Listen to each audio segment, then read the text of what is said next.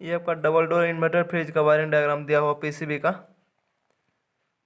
Inverter fridge जो अब new model में जाता है, इस सभी का वायरिंग डायग्राम इस तरह से लगभग लगभग अधिकतर में आपको इसी तरह से मिलेगा। किसी में सिंगल पीसीबी रहता है, किसी में डबल पीसीबी रहता है। ये आपको सिंगल पीसीबी का दिया हुआ, सभी में आपको अलग अलग तरीका से रहता है, मतलब किस तरह से काम करता है और क्या क्या सामान लगा हुआ रहता है, उसका डायग्राम किस तरह से रहता है, ये चीज़ आपको पूरा यहाँ पे दिया हुआ है, जो खुद से आपको वायरिंग डायग्राम ये बना है। और इस तरह से अगर ये समझ लेते हैं तो पूरा आसानी हो जाएगा आपको इन्वर्टर फ्रिज समझने में।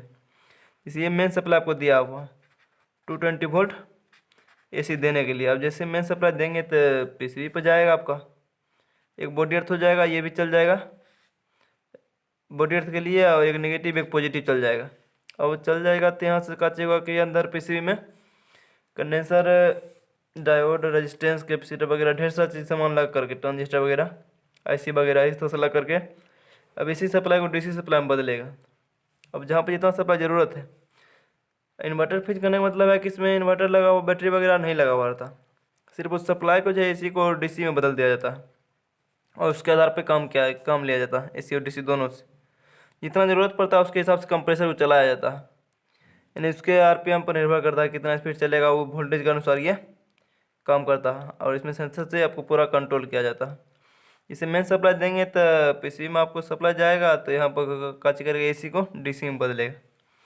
ढेर सारा कंपोनेंट लगा हुआ रहता है, आईसी वगैरह लगा हुआ रहता है, जिस कारण ये एसी से डीसी में बदलेगा।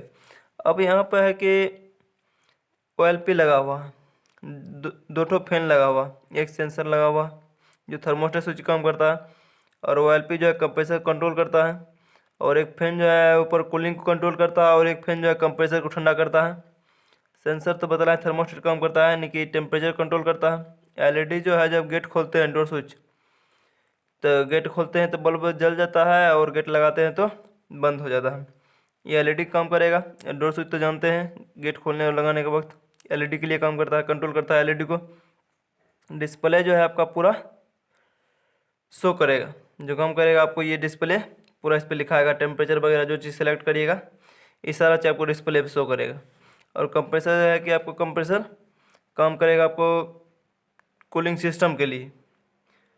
पूरा फ्रीजिंग सिस्टम जो है आपको इस कंप्रेसर पे ही काम करेगा। कंप्रेसर अगर नहीं चलेगा तो कुछ भी काम नहीं करे, तब फ्री का कोई काम नहीं रह जाएगा। यानी कि मेन सप्लाई जब जाएगा तो ओएलपी काम का चाहिए होता है कि कंप्रेसर को कंट्रोल करना, कि काफ़ी ज़्यादा लोड ले रहा है तो उसके हिसाब से ये आपको, अगर गर्म हो रहा है तो ये आपको लाइन काट देगा ओएलपी।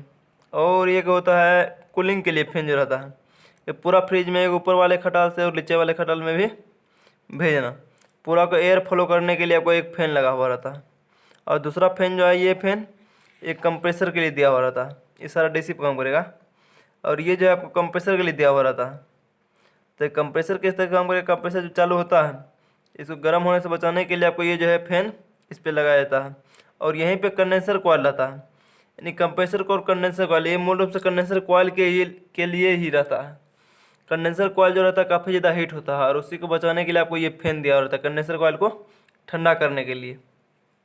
काफ़ी ज़्यादा हीट होता है, इसके लिए ये ठंडा करता है। और सेंसर जो है, सेंसर का काम करेगा, कितना ठंडा हुआ है उसके हिसाब से ये सेंस करके पीसीबी को देना, और उसके हिसाब से कंप्रेसर कितना चलेगा, कितना आरपीएम के साथ, उसके हिसाब से ये काम करेगा,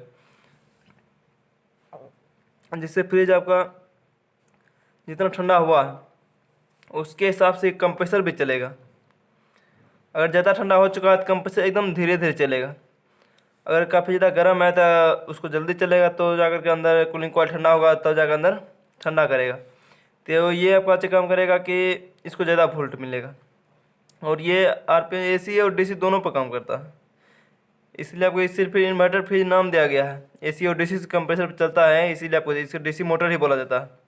इन्वर्टर फ्रिज में जो रहता है, इसमें जो अगर कंप्रेसर को चेक करेंगे, तीनों पिन पे समान मान बतलाएगा, तीनों पिन पे समान मान बतलाएगा। और एलईडी का काम होता है, सेंसर जो है वही टेम्परेचर कंट्रोल करता है, कितना ठंडा हुआ, ये हमेशा जब तक लाइन दिया हुआ रहेगा तब तक ये हमेशा चलते रहेगा।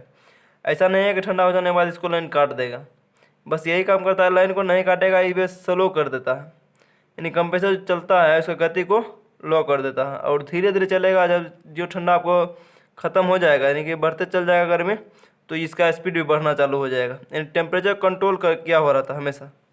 और एलईडी का चेक करेगा कि वही गेट खोलेंगे लगाएंगे तो आपको ये पूरा आपको लाइट दिया हुआ रहेगा। और डोर स्विच तो एलईडी कंट्रोल करेगा, डिस्प्ले पे सारा शो करेगा।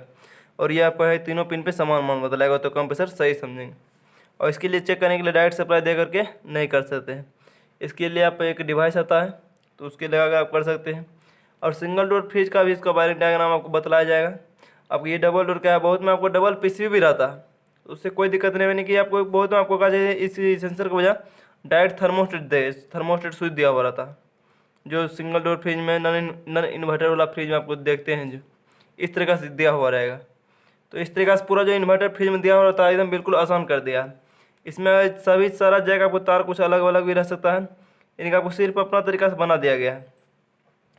किसमें किसी में तार भी कम बेसी रह सकता है, और सारा जैक आपको उसी में लगेगा। अलग चाहिएगा लगाने के लिए तो आपको लगेगा नहीं। इसी में 8 तार लगा हुआ, किसी में 4 तार, किसी में 5 तार, किसी में 3 तार, 2 तार, 6 तार, इस तरीका से। अगर चाहिएगा इसका जैक खोल दे, इसका खोल दे, फिर दूसरा लगाएंगे, दूसरा नहीं लगेगा। सभी का जिसका जो है उसी में लगेगा। अगर अलग लगाने की कोशिश करेगा तो नहीं लगेगा। इसमें एक ये अच्छा है, और डायरेक्ट हमेशा जितना भी कंपोनेंट लगा हुआ डायरेक्ट हमेशा पीसीबी से जुड़ा हुआ है। जो भी डायरेक्ट इसका प्रैक्टिकली वीडियो बनाएंगे तो उसमें आपको डायरेक्ट बता दिया जाएगा। अगर इस वीडियो से आपको कुछ इन्फॉर्मेशन मिला हुआ तो चैनल को सब्सक्राइब जरूर करिएगा और लाइक ज़रूर करिएगा वीडियो को। पूरा वीडियो हमेशा देखा कीजिए, पूरा वीडियो जब तक नहीं देखेगा तब तक कुछ भी समझ में नहीं आएगा। तो इसका डायग्राम आगे भी बतलाया जाएगा, सिंगल डोर का भी और ये डबल डोर का है। जो भी डायग्राम आएगा आपको बतलाते जाएंगे। इस तरह का यानी कि एसी, फ्रिज, पंखा, मोटर, मोबाइल से संबंधित ढेर सारा आपको रिपेयरिंग से संबंधित जो भी वीडियो चाहिए आप कमेंट जरूर करिएगा, उसका जवाब आपको मिल जाएगा। चैनल को सब्सक्राइब जरूर करिएगा।